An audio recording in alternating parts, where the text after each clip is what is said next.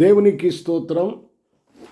ప్రభునందు ప్రియులారా, ఆదికాండము 37వ అధ్యాయము 5వ వచనం నుంచి 11వ వచనం వరకు చదివినప్పుడు అక్కడ యేసోపు కలిగినటువంటి కలల విషయము చెప్తూ ఉన్నాడు. అన్నలు కోప్పడుతున్నారు. అన్నలు మరి కోపం వారి మీద ఆ బిడ్డ మీదకి వచ్చింది. తల్లిదండ్రుల విషయం కూడా చెప్పాడు. చూడండి, దేవుని వాక్యము మనం జ్ఞాపకం చేసుకున్నప్పుడు ఇక్కడ ఆయన పొందిన కలలు లేక ఆయనకు దేవుడిచ్చిన కలలు దేనిని సూచిస్తున్నాయంటే, చాలా ప్రాముఖ్యంగా మనం ఆలోచించినప్పుడు యేసోపు ఇశ్రాయేలీల వృద్ధాప్యమందు పుట్టినవాడు గనుక దేవుడు యాకోబు యేసోపును చాలా ప్రేమిస్తున్నాడు. మంచి బట్టలు కుట్టించాడు. ఈ విషయాలన్నీ తన అన్నులకు ఒక ప్రక్క మనసులో వేదనగా ఉండగా మరలా ఆయన కొన్ని కలల గురించి చెప్తున్నాడు. 2 కలలు చెప్పాడు. చేనిలో నా పన నిలబడి ఉంటే మీ పనులు నా పనులు చుట్టుకొని సాష్టాంగపడుతున్నాయి. ఆ తర్వాత సూర్యుడు, చంద్రుడు, నక్షత్రములు నాకు సాష్టాంగపడుతున్నాయి. చూడండి, దేవుని మాటలు చాలా ప్రాముఖ్యమైనవి. ఇక్కడ మనం అర్థం చేసుకోవాల్సిన ప్రాముఖ్యమైన విషయం ఏమిటంటే, యేసోపు రానున్న దినాలలో ఏలువాడని దేవుడు చూపించాడు. యేసోపు రాబో దినాల్లో ఆయన ఒక గొప్పవాడుగా అవుతాడు. తన కుటుంబం అంతా కూడా ఆయనకు లోబడుతుంది, విధేయత చూపిస్తుంది, ఆయన పరిపాలకుడుగా ఉంటాడన్న సంగతి ఇక్కడ స్పష్టంగా దేవుని వాక్యము తెలియజేస్తూ ఉంది. పనులు వచ్చి మ్రొక్కుట. చూడండి, భూమి మీద ఉన్న అధికారమును చూపిస్తూ ఉంది. ఆకాశ జ్యోతులు మ్రొక్కుట. చూడండి, పైనున్న వాటి మీద అధికారం చూపిస్తూ ఉంది. ఇందులో ఈ విషయాల్లో మన ప్రభువుని మనం చూస్తున్నాం. ఆ యేసు ప్రభు వారు భూమి మీదను పరలోకమందును సర్వాధికారము కలిగిన వాడు. నాకు భూమి మీదను పరలోకం మీదను సర్వాధికారము ఇవ్వబడినది అని యేసు ప్రభువారు తన శిష్యులతో చెప్పిన సంగతి మనం చూడగలం. మత్తయి రాసిన సువార్త 28వ అధ్యాయం 18లో. చూడండి, ప్రభునందు ప్రియ దేవుని పిల్లలారా, యేసోపు మీద మిగిలిన అన్నలు అంటే తన అన్నలందరూ కూడా చాలా భయంకరంగా కోప్పడుతూ ఉన్నారు. యేసోపు యొక్క యోగ్యతను బట్టి, ఆయన శ్రమలలో దేవుని మీద ఆధారపడి ఓపికతో సహించుటను బట్టి ఈ గొప్ప అధికారం యేసోపు దేవుని సన్నిధిలో పొందగలుగుతున్నాడు. దేవుని కృప ఎంతో యేసోపు ఎడల భద్రపరచబడి ఉంది. ప్రియులారా, అందుకే ఈ కనిన కలలు దేవుడు చూపించిన యోగ్యమైన ఆ స్థితికి చేరుకోవటానికి యేసోపు ఎంత కష్టపడ్డాడో కదా. ఎన్ని నిందలు అవమానాలు భరించాడు కదా.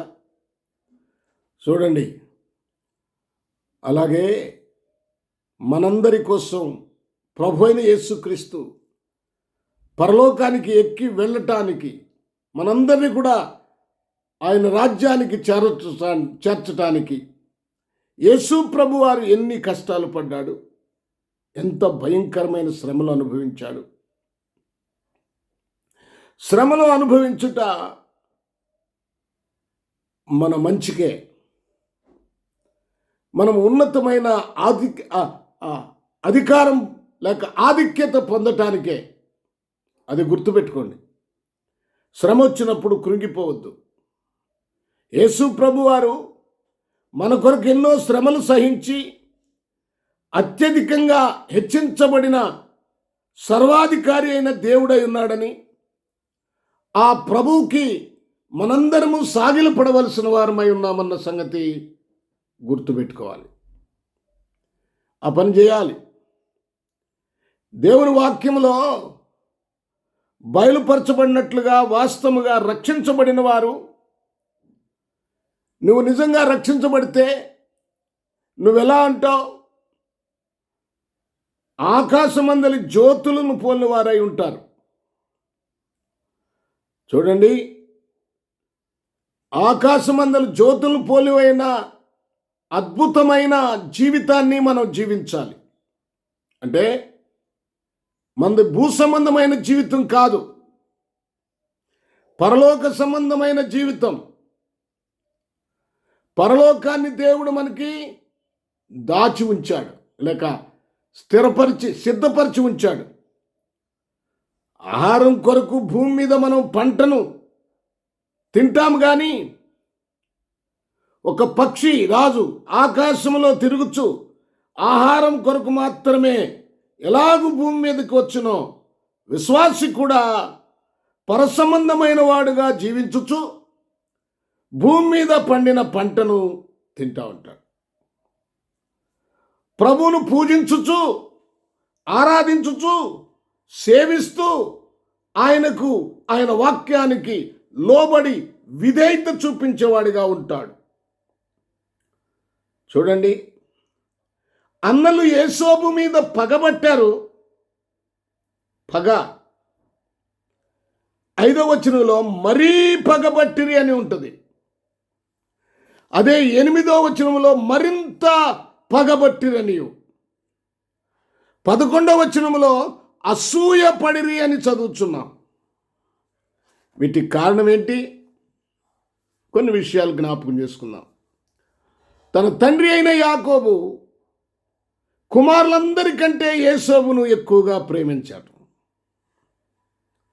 యాకోబు యేసోబునకు తన అన్నలకందరికంటే మంచి విచిత్రమైన, అంటే చిత్రంగా ఉండే నిలువుటంగి కుట్టించి మంచి వస్త్రాలను ఇవ్వటం.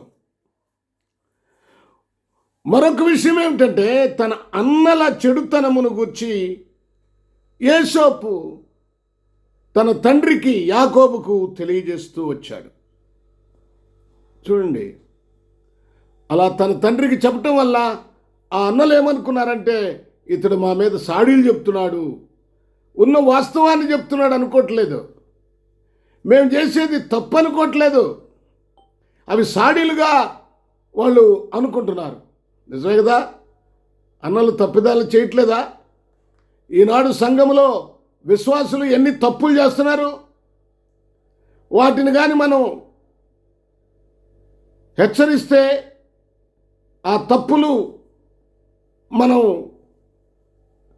పెద్దలకు తెలియజేస్తే అవి సాడీలు అనుకుంటారు. అరే, నేను ఈ తప్పు చేశాను కదా, ఈ పాపం చేస్తున్నాను కదా, ఈ పాపాన్ని నేను మానుకోవాలి కదా అని అనుకోరు, వ్యతిరేకంగా వస్తారు. చూడండి, ప్రభునందు ప్రియా దేవుని పిల్లలారా, యేసోబు తన అన్నల తప్పిదములను సహించలేకపోయాడు. వారు చెడు నడతలను మనసులో ఒప్పుకోవట్లేదు ఆయన. అయ్యో, నా అన్నలు చెడిపోయారే, నాన్నగారు, తండ్రి గారు, ఇదిగో రూబేను గారు ఇలా, లేవి గారు ఇలా, యోధా ఇలా, తన అన్నల గురించి చెప్తున్నాడు. యేసోబు తాను కనిన కలను గూర్చి వారికి చెప్పటం వలన యేసోబు మీద వారు పగబెట్టుకున్నారు. అసూయ. ఎందుకంటే తన సహోదరులను అంటే మమ్మల్ని ఏలేవాడా వీడు అని, అరే దేవుడు ఎందుకు చూపించాడు, ఈ కళలలోని భావం ఏంటి, వాళ్ళు ఆలోచించలేకపోయారు, ఆలోచించట్లేదు. నా ప్రియ దేవుని పిల్లలారా, మనం జ్ఞాపకం చేసుకుందాం. యాకోబు యేసోబు కనిన కలల భావము గ్రహించిన వాడై తన కుమారుడు పొందబోవున్న ఘనతను గూర్చి యాకోబు తన అంతర్యములో ఉంచుకొని జ్ఞాపకం చేసుకోవటానికి సిద్ధంగా ఉన్నాడు, అంటే జ్ఞాపకం చేసుకుంటూ ఉన్నాడు.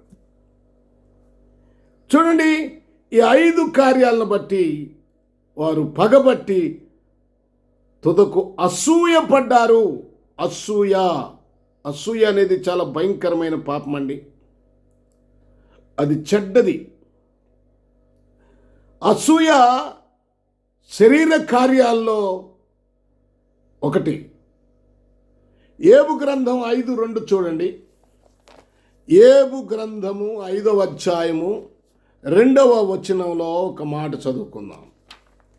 ఏబు గ్రంథం 5:2 వింటున్నారా?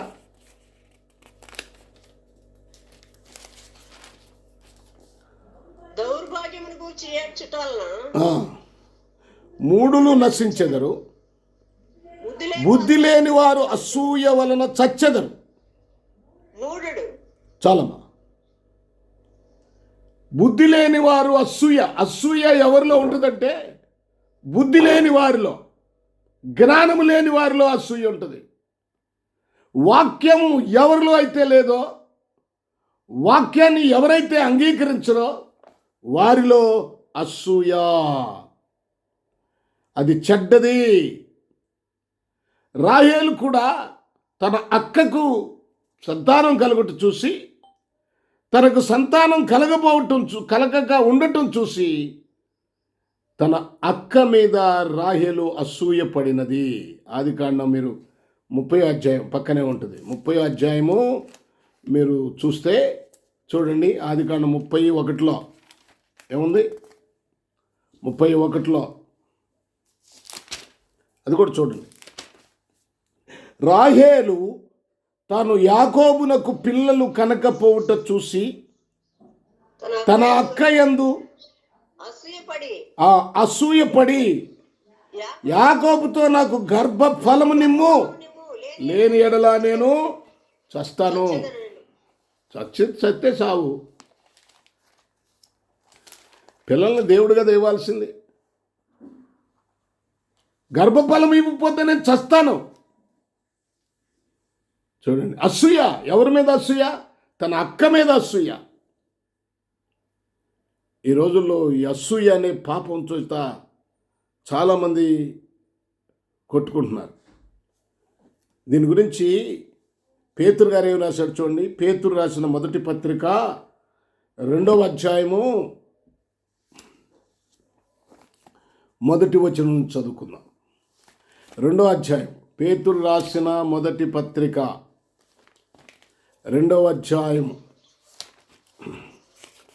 చదువుతున్నాను. చూడండి, మీరు రుచి చూసారా? ఏమండి, చెబుతా ఉంటే వినటం వేరు, రుచి చూడటం వేరు. ప్రభువు దయాళుడని మీరు రుచి చూచి ఉన్న ఎడల సమస్తమైన దుష్టత్వమును, అంటే రుచి చూసినవాడు, ప్రభువు దయాళుడని రుచి చూసినవాడు ఏం చేస్తాడంట? సమస్తమైన దుష్టత్వమును, సమస్తమైన కపటమును, వేషధారణను, అసూయను, సమస్త దూషణ మాటలను మాని క్రొత్తగా జన్మించే శిశువును పోలిన వాడై నిర్మలమైన వాక్యమును పాల వలన రక్షణ విషయములో ఎదుగు నిమిత్తము ఆ పాలను ఆపేక్షించుడి. రక్షణ విషయములో వాక్యమును ఆపేక్షిస్తాడు. ఆ అసూయ ఉండదు, ఆ అసూయను తీసేసుకుంటాడు. చూడండి ప్రభునందు ప్రియా దేవుని పిల్లలారా, ఈ అసూయ అనేది అది ఒక గొప్ప భయంకరమైన శరీర కార్యం. గలతీలకు రాసిన పత్రిక 5వ అధ్యాయాన్ని చూడండి. ఇవన్నీ జ్ఞాపకం ఉంచుకోండి. నీలో అసూయ పడుతున్నావంటే పక్కవాడు బాగున్నాడని, పక్కవాళ్ళు మంచిగా బ్రతుకుతున్నారని, వారు మంచి ఇల్లు కట్టుకున్నారని, వారు మంచి వాహనాల్లో తిరుగుతున్నారని, వారికి ఎలాంటి బాధలు లేకుండా ఉన్నారని, మేమేంటి ఇంత కష్టపడుతున్నామని ఆ బాగున్న వారి వైపు చూసి అసూయ చెందితే అది నీకే చేటు. దేవాన్ని వారికి ఇచ్చావు, స్తోత్రం. నువ్విచ్చినే నీ చిత్తం ప్రభువా, నీకు ఇష్టమైతే నాకు కూడా ఇయ్యి. వారికి ఇచ్చినందుకు నీకు స్తోత్రం, నీకు ఇష్టమైతే నాకు కూడా ఇయ్యి. ఈ ఆలోచన ఉంటే మంచిదే. మీరు చూడండి, గలతీలకు రాసిన పత్రిక 5వ అధ్యాయం. గలతీలకు రాసిన పత్రిక 5వ అధ్యాయం. మీకు తెలుసు, శరీర కార్యములు స్పష్టమై ఉన్నవి. శరీర కార్యములు స్పష్టమై ఉన్నవి. అవేమనగా 19వ వచనంలో అవేమనగా జారత్వము, ఏమా జారత్వం. అపవిత్రత, ఇక్కడ అన్ని చూడండి, ఒక్కొక్కటి చూసుకోండి. కామకత్వము, విగ్రహారాధన. చూడండి, చాలా జాగ్రత్తగా వినండి. శరీర కార్యములు స్పష్టమై ఉన్నవి. అవేవనగా 1 జారత్వం, 2 అపవిత్రత, 3 కామకత్వం, 4 విగ్రహారాధన, 5 అభిచారము. విగ్రహారాధన, అభిచారము. సరిగ్గా చూడు, అభిచారము. అభిచారం అనేది చాలా భయంకరమైన పాపం. ద్వేషములు, కలహము, మత్సరములు, క్రోధములు, కక్షలు, భేదములు, విమతములు, అసూయలు. చూసారా, ఇప్పుడు అసూయలు ఎక్కడికి వచ్చేసినాయి? మత్తతులు, అల్లరితో కూడిన ఆటపాటలు మొదలైనవి. అల్లరితో కూడిన ఆటపాటలు చూసారమ్మా? ఇవన్నీ నీ జీవితంలో లేవా? ఈ అసూయతో పాటు వీటిని కూడా అట్టి పెట్టుకుంటున్నారు. వీటితో పాటు అసూయ కూడా చేరిపోయింది. ఎంతమంది జీవితాల్లో ప్రార్థనకు రావచ్చు, నువ్వు ప్రార్థన చేయొచ్చు, ఈ భయంకరమైన పాపాలు లేవా? ఉన్నాయా? ఉంటే వాటిని తీసేసుకోవద్దా? అవి శరీర కార్యాలు కాదా? చూడండి, అసూయ వలన చాలా ఘోరం. యేసు ప్రభుని యూదులు ఎందుకు అప్పగించారు? ఈ శాస్త్రులు, పరిసయ్యులు, ఈ సన్హెడ్రిన్ సభ సభ్యులందరూ కలిసి యేసుని పిలాతుకి ఎందుకు అప్పగించారు? అసూయ వలనే. మత్తయి రాసిన సువార్త 27వ అధ్యాయము 17వ వచనం చూడండి. మత్తయి రాసిన సువార్త 27వ అధ్యాయము 17వ వచనం చూడండి, చదువుతున్నా. కాబట్టి జనులు కూడి వచ్చినప్పుడు పిలాతు, నేనెవరిని విడుదల చేయవలనని మీరు కోరుకునుచున్నారు? బరబ్బనా లేక క్రీస్తనబడిన యేసునా అని వారిని అడిగాను. ఏలయనగా వారు అసూయ చేత, నేను చదువుతున్నానండి. ఏలయనగా వారు అసూయ చేత యేసు ప్రభుని ఎందుకు అప్పగించారు? కేవలము అసూయ. అసూయ ఎంత గొప్ప పాపమో, ఎంత గొప్ప కీడు కలగజేస్తుందో మీరు ఆలోచించండి. అసూయ చేత వారు యేసుని అప్పగించిరని అతడు ఎరిగి ఉండెను. అరే, వీళ్ళలో ఏ పాపము లేదే, నేను ఇంత విచారణ చేసిన ఇతరులో ఒక్క లోపం కూడా కనపడలేదే. ఇది కేవలము అసూయ చేతే. ఆయన అప్పగించారని ఆయన స్పష్టంగా ఎరిగి ఉన్నాడు. అలాగే యేసోబు మీద కూడా అసూయ చెందుతున్నారు అన్నలు. కారణం ఆయన గొప్పవాడుగా ఉన్నాడని. యేసోబులో ఏ లోపము లేదు. ఆయన విధేయుడు, లోబడేవాడు, తండ్రికి లోబడ్డాడు, తండ్రి ఏం చెప్తే అది చేశాడు. ప్రభునందు ప్రియ దేవుని పిల్లలారా, యేసోబు జీవితంలో చిన్న లోపము కూడా లేనివాడుగా యేసుక్రీస్తు జీవితానికి పోలినవాడుగా మనకు కనపడుతున్నాడు. యేసుక్రీస్తు కూడా ఆయన ఎలా ఉంటాడో ముందే చెప్పారు. గబ్రియేలు దూత ముందే మరియమ్మ గారి తల్లితో చెప్తూ ఉన్నాడు. చూడండి, ఆ మాట కూడా చూడండి. లూకా వ్రాసిన సువార్త 1వ అధ్యాయం. ఒక్క మాట చూసి ముగించుకుందాం. లూకా వ్రాసిన సువార్త 1వ అధ్యాయము. 1వ అధ్యాయంలో 32వ వచనాన్ని నేను చదువుతాను. 32వ వచనం ఏముంది అక్కడ? ఆయన గొప్పవాడై సర్వోన్నతుని కుమారుడనబడును. ప్రభు అయిన దేవుడు ఆయన తండ్రి అయిన దావీదు సింహాసనమును ఆయనకిచ్చును. ఆయన యాకోబు వంశస్థులను యుగయుగములు ఏలును. ఆయన రాజ్యము అంతము లేనిదై ఉండునని ఆమెతో చెప్పెను. అంటే ప్రభు అయిన యేసుక్రీస్తు వారు సర్వోన్నతుడైన దేవుని కుమారుడని ముందుగానే చెప్పబడింది. ప్రభు అయిన దేవుడు ఆయన తండ్రి అయిన దావీదు సింహాసనము ఆయనకి ఇస్తాడని ముందుగానే చెప్పబడింది. ఆయన యాకోబు వంశస్థులను యుగయుగములు ఏలునని ముందుగానే చెప్పబడింది.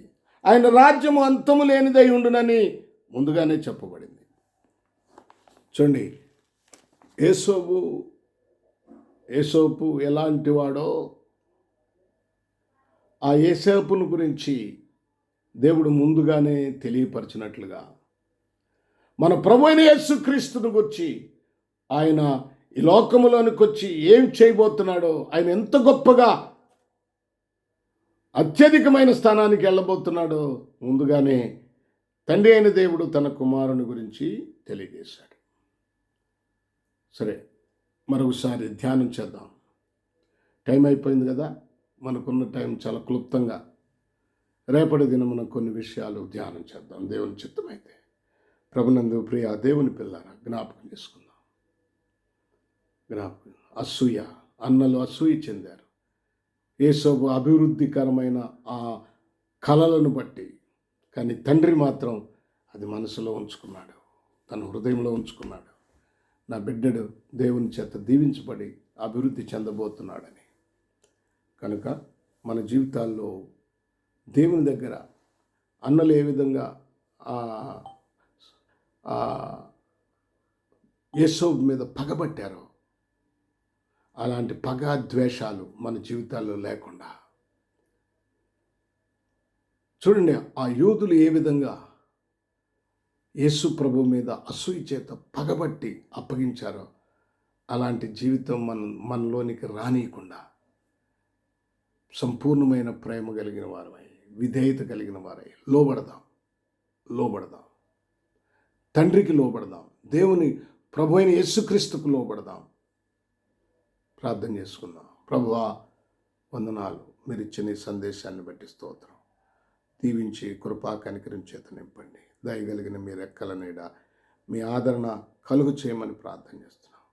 యేసోబుకి 2 కలలు ఇచ్చారు. చేలో పన నిలబడింది, మిగిలిన పనులు ఆయన చుట్టుకొని సాష్టాంగపడుతున్నాయి. ఆకాశ నక్షత్రాలు, సూర్యుడు చంద్రుడు ఆయనకు నమస్కారం చేస్తున్నట్లుగా మీరు యేసోబుకి ఇచ్చిన ఆ ఆ కళ నైనా అది పూర్తిగా యేసోబు జీవితంలో నెరవేర్చారు. అలాగే మా జీవితాల్లో కూడా మీరు క్రీస్తును గుర్చినటువంటి ఆ కార్యము నెరవేర్చిన దేవుడు. మేము ఆ క్రీస్తుకు లోబడి విధేయతగా, నా తండ్రి, ఆయన్ను అనుసరించే వారంగా, ఆయన్ని వెంబడించే వారంగా ఉండాలని మీరు కోరుకుంటున్నారు. అలాంటి అనుభవాలు మా అందరి జీవితాల్లో, ఇక్కడ గూగుల్ మీట్లో ఉన్న ప్రతి బిడ్డ జీవితంలో మీరు దయచేయమని, కృపా కనికరం చేత నింపమని, మీ నామానికే మహిమ తెచ్చుకోమని మీరు ఇచ్చిన ఈ గొప్ప సందేశం, ఈ హెచ్చరికలను బట్టి మీకు వందనాలు చెల్లిస్తూ యేసు నామంలో ప్రార్థిస్తున్నాము తండ్రి, ఆమేన్. మన తండ్రి అయిన దేవుని ప్రేమ, యేసుక్రీస్తు వారి కృప, పరిశుద్ధాత్ముని అన్యోన్య సావాసము సంబంధము చేరిన మనకు, దేశంలో సకల పరిశుద్ధులకు, ఈ ప్రాంత ప్రజలకు, సంఘాలకు, సమస్త దేవుని పరిచర్య చేస్తున్న దైవజనులందరికీ సదా తోడయుండి నడిపించునుగాక. ఆమేన్, ఆమేన్.